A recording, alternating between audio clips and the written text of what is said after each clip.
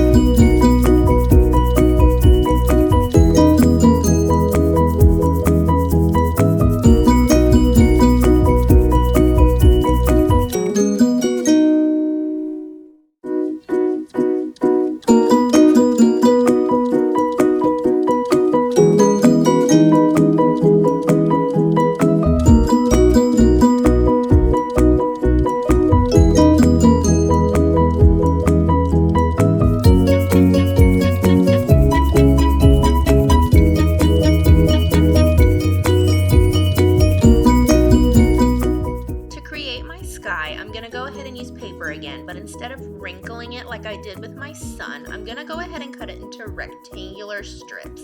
I'm cutting them in different lengths and widths, so some are short, some are skinny, some are thick. They're all different. And once I'm done cutting them all up, I'm going to go ahead and use some glue and overlap them with my sun. So you see that I kind of tuck them underneath my sun. Now, if you don't want to use paper like I did, you could use marker, you could use paint, maybe you have pipe cleaners at your house, whatever you have access to, go ahead and use it and get creative with your landscape.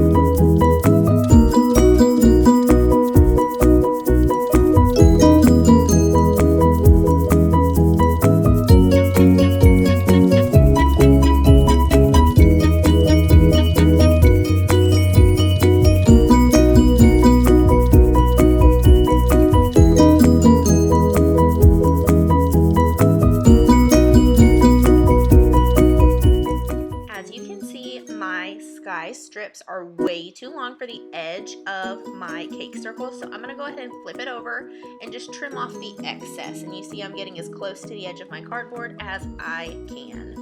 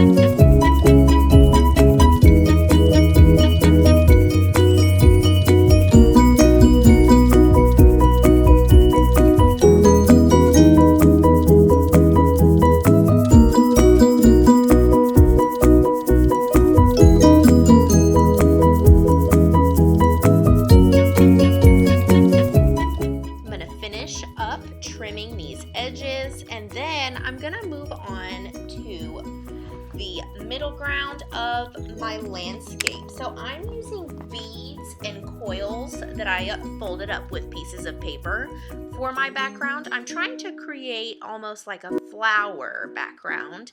Yours does not have to look exactly like mine. Maybe you use some leaves or some grass, or again, maybe you have pipe cleaners. If you don't have access to stuff like that, you could easily just use a piece of white paper that you've colored green and crinkled up and glue that to that section if that's what you'd like.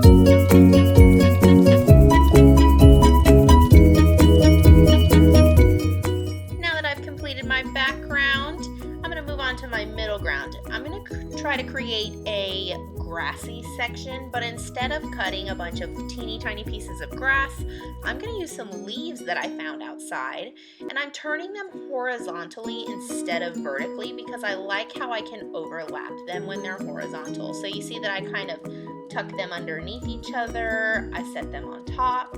I'm really trying to be mindful of where I place my leaves.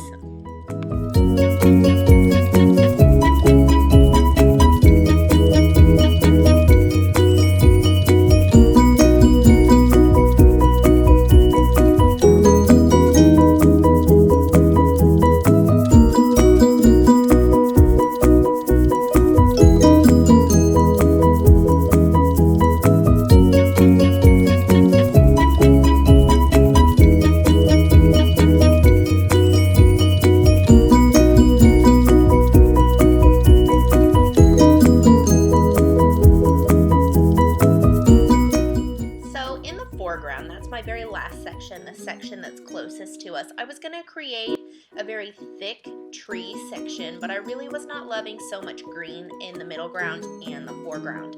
So I'm going to create a river using a coffee filter and some markers.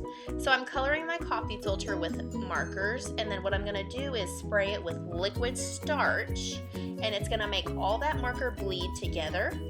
And then once it's dry, I'm going to just glue it underneath my grassy section, cut off the excess, and there you have it, your texture landscape.